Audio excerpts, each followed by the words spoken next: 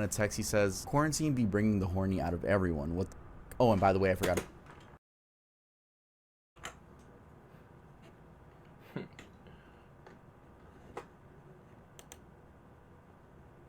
So I gotta go and check and shit. YouTubers who ruin their lives in seconds. I love being a YouTuber, but we don't really have the best reputation when it comes to allegations or accusations. Don't even get me started on Minecraft YouTubers. The fact that this meme exists just says it. Mediocre music careers. Offender. YouTube. Whoa. Enough. It is quite shameful that that is our stereotype, and trust Whoa. me, it is very, very weird and just unsettling seeing people comment, "I hope this certain YouTuber never ends up insert most heinous action here," just because so many other YouTubers. Wait, so they be getting freaky? And there y'all be getting out of pocket on YouTube? YouTube? A lot, I mean a lot. I'm not even including all of them in this What's video. the racist? We've talked about YouTubers who have ruined their careers in the past, but today we're going a tier below that. Today we're going to be talking about YouTubers who ruined their lives. And also, there's a chance this video might not be monetized. The other one got demonetized, and this is kind of like a sequel to that one. So I quickly do want to say that if you want to support me, your view is already enough for me, so don't think you have to go out of your way to subscribe, but a subscribe would be nice and a like would be cool too. If you want to go the extra mile, we do have slippers at earldoesn'texist.com. Look at that, isn't he so cute? Come on, bro. Too much, but if you got you're doing a lot with the video. Fuck. Dream, real name Clay, who over the years has been an absolute force I just when it learned comes to about Minecraft Dream. content. He's even been featured on Forbes, where they highlight his insane level of success. As of November 2023, when the article was when I written, found out about the Dream Bull, I think he just showed his face.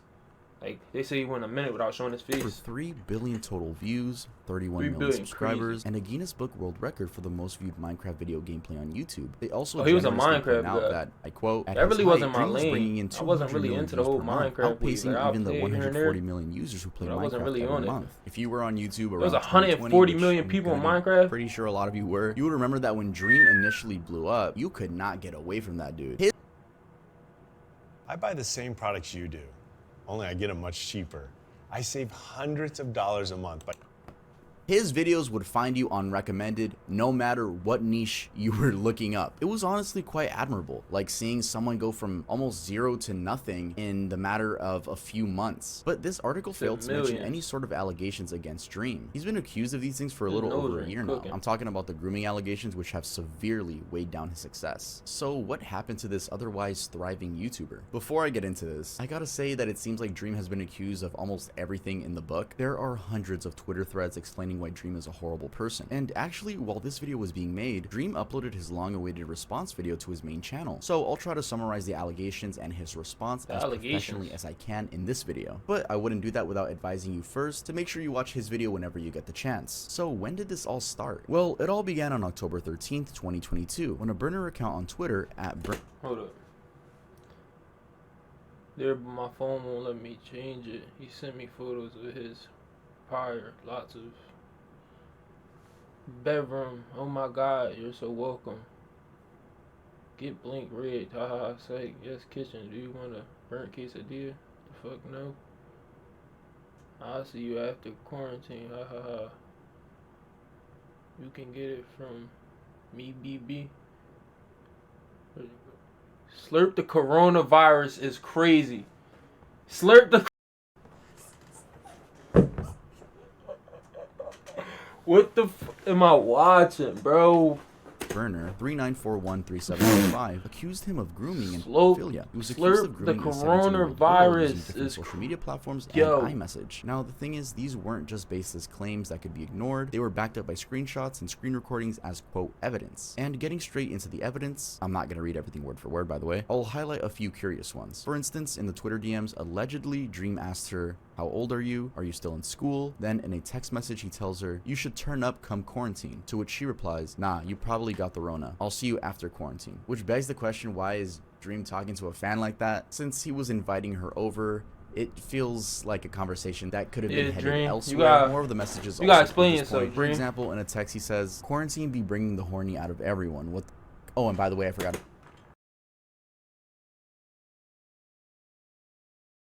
It's over. Mentioned that the It's girl in over. question is named Anastasia. Apparently, based on her claims, the messages took place in 2020 when she was 17 and Dream was 20. One of her tweets read, "None of it is appropriate for a quote fan and influencer to be this close, especially since I was still 17 and in school and he knew that. It crosses the line when he's sending me his huge house / inviting me." Now, that is obviously really concerning information, and this was back in 2020 when Dream was still a faceless YouTuber. I bring this up because Anastasia claimed that Dream only revealed his face because he was afraid that she would leak it first. Allegedly, Oh, shit. Dream had revealed his face to her before his YouTube face reveal. Anastasia's claims, while being accepted as true by many, were also met with doubt by some who thought the DMs were fake. But Look at these this doubts guy. were allegedly debunked, for instance in this Twitter thread by Sierra, who ties together the evidence that Dream's victims, Amanda and Anastasia, posted. Sierra shares a bit more screenshots of other people's interaction with the victim's account, Anastasia's friend for instance. This was to prove that the screenshots were not faked. But screenshots are messy.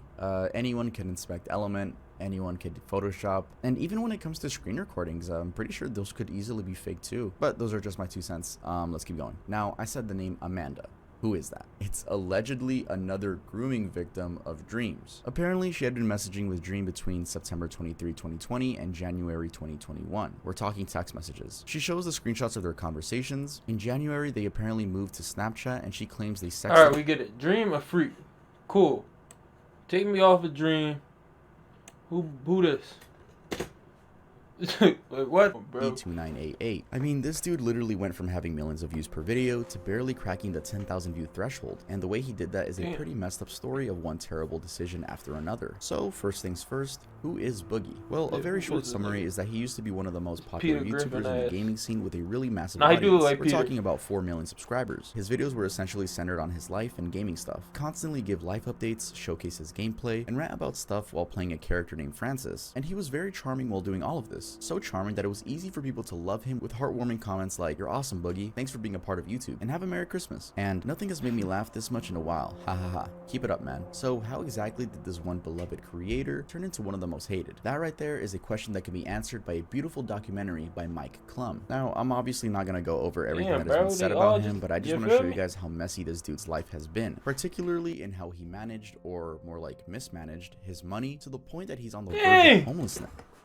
So let's wind back a little bit. Boogie started his channel back in 2006. He made lots of videos, and somewhere around 2019, he was truly at the peak of his income game. Again, all along, at least for the first few years, he had been a charming, transparent, and entertaining that creator. fool He made crazy. likable videos, for example this one, where he's talking about growing up poor and how this turned him frugal, and this one where he's discussing his YouTube income. FYI, in that video, published in 2016, he disclosed that he was making about $100,000 per year. Pretty good money, right? He also drew lots of sympathy in the 2015/2016 period, as he underwent a gastric bypass surgery to solve his weight issues. Now, he went for unfortunately, surgery. this is around the time when the tide began turning. First, he got divorced and became an emotional wreck. In fact, if you googled when Boogie's downfall began, you would Nah. Clap.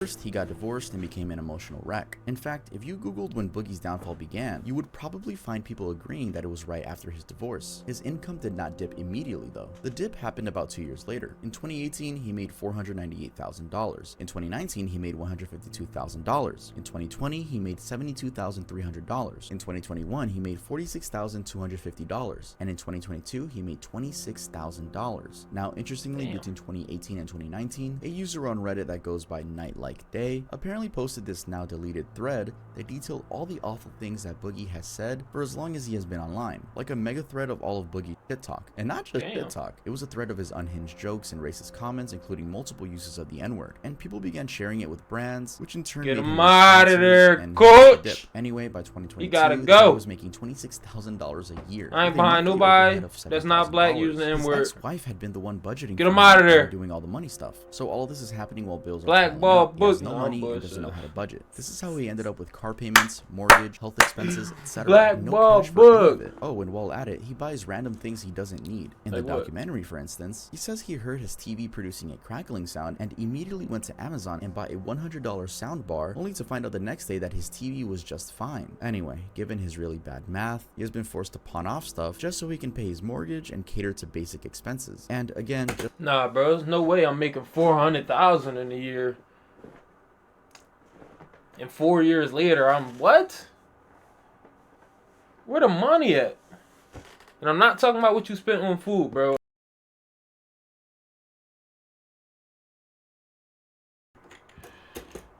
Just to emphasize how bad Boogie is at finances, he recently participated in a boxing match to try to raise some cash. He got paid $10,000 but had already spent more than $10,000 in the match preparedness process. Now, given that this dude has been on YouTube for 17 years, you might be curious as to where all of his saved up money went, right? Well, first there's what went with his wife. Then out of an estimated $750,000.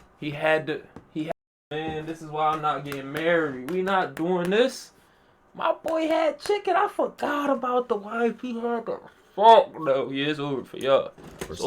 He put $600,000 of it into some random crypto and lost all of it. And that's not all. At some other point, he spent around $200,000 on prostitutes. That was about $40,000 a year.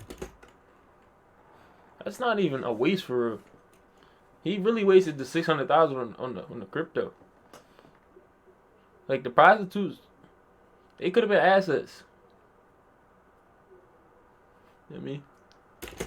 On prostitutes. Beyond that, another natural question to ask is why doesn't he just make the money back on YouTube? Well, for him, that's kind of impossible. He has stepped on so many toes that he just can't come back. In fact, most people now regard him as the most manipulative creator with really depressing content. There's actually a whole video arguing why even the documentary is all a lie, aka his way of manipulating people. He's always seen begging and asking for a pity party, which is far from his original charming self. In the documentary, a psychologist actually diagnoses him with covert narcissism, with its manifestation being pessimism, hypersensitivity to criticism, reactive anger, need for admiration, self-centeredness, entitlement, and belief in being special. Anyway, as I wrap this story up, in all honesty, his entire story is pretty depressing. One part that is just really gross is that he's been dating a 20-year-old. Keep in mind, this man is nearly 50. He is 49. That's just, but yeah, it seems like Boogie's life and career has reached rock bottom. Kwebbelkop, this next YouTuber known as Kwebbelkop, See, I used to watch he was onto something when he discovered a new way to endlessly spew AI-generated garbage all over his audience. Instead, he is now paying for this rather dumb mistake. When I came across Kwebbelkop's story, I couldn't help but side with all the other content creators who believe he's become a mockery of... Bro, the jelly days, damn! We was really kids. Oh, man, bro. Remember when GTA 6 first came out? You could just be driving down the street. He was hyped to get 1 million. Now I look at that game. I mean, GTA 5. My bad, chat. My bad. GTA 5. Look. Yeah, but yeah, bro, he used to save up to get 1 million. That was crazy. Now we here. What are you about to say about Kwebbelkop? I know he fell off, I think, but I don't think I was watching him. I don't think, like, I stopped watching him a minute ago, so I ain't know. The entire essence of content creation. And to be clear, what I mean by this is real hard work, real experiences, and genuinely connecting with audiences, which basically means having a personality, right? So what's the deal with Kwebbelkop? I've already hinted that he's been spewing endless AI-generated videos, hoping that he found an infinite money glitch, and his downward spiral based on that content has been so sad to watch. So let's dive into it. Officially known as Jordi Maxime Van Den Bush, but let's just call him Kwebbelkop. Lights, camera, action, we ready to roll. Alright, faces, everybody, let's put on a good show.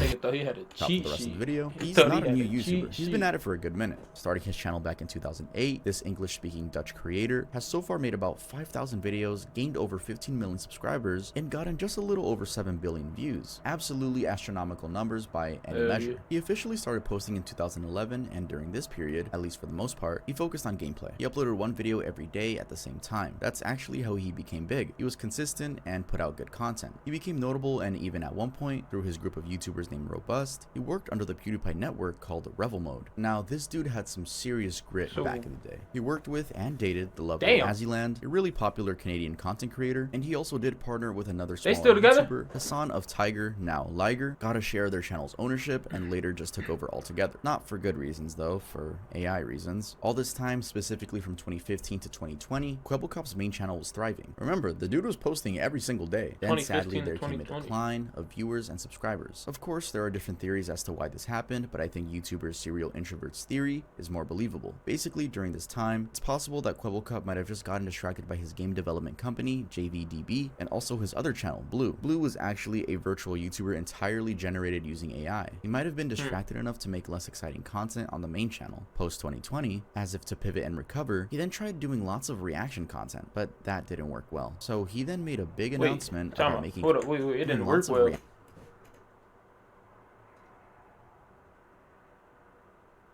What ain't working? That's working. 100K, 140, 600. That's working to me.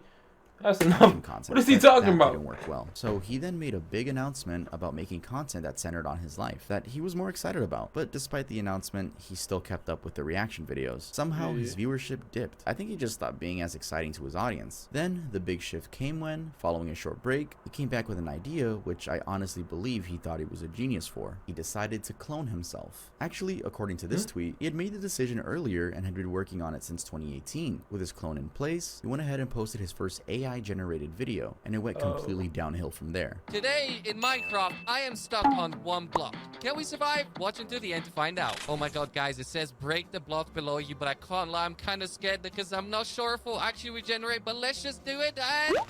Oh my god, the block will regenerate. This is insane. Okay, guys, so we just had... Was once a thriving channel loved by many for the fond childhood memories, quickly turned into an absolute mess. It was taken over by an underwhelming avatar making robotic commentary on Minecraft gameplay. His fans, well, the few that had stuck around, were having none of it. The video got comments like, dude went from peak childhood entertainment to can't even be bothered to make the videos himself now. I miss the old Quibble Cop. Remember when Jordy was actually in front of a camera and not just AI? And it wasn't just his fans. Other content creators were also in disbelief at his new lazy style. He even made it on the news. And then, in the classic style of jumping from the frying pan into the fire, he doubled down on his idea. He, for example, used his AI self to react to fellow YouTubers as they reacted to his AI shift. Then, making it even worse, he made an announcement that he had heard his audience and was making a switch, only for that announcement to turn out as being an AI-generated clip announcing a more skilled AI, Quibble Cop AI. 11 years ago, I started my YouTube journey. My one and only goal was to entertain as many people as possible, to share my joy with the world, and to form new friendships. I had a lot of fun. As much as I don't like the idea, I will admit the AI clip is pretty good. Like, it's pretty good AI. Oh, Yeah. and while all this was going down on YouTube, he was making those weird AI clips for TikTok and posting about his, like, AI wife and child on Twitter. Pretty weird stuff. Anyway, the only thing that resulted from all of this is that he ruined the years of trust he had within his fan base. Not to mention he completely killed his channel, probably realizing his career dunking mistake. Just recently, he has made a new video announcing the return of the real Bro, these him. ain't I bad guess all we can views do though, now but is stand I get by what to you're see saying what because comes he of used to the be. channel. But I'm not. You feel me? Mini I'm not bug. disappointed in that. I don't know the rest of these people. I'm gonna get at y'all. Make sure y'all subscribe, drop a like, drop a comment. This next creator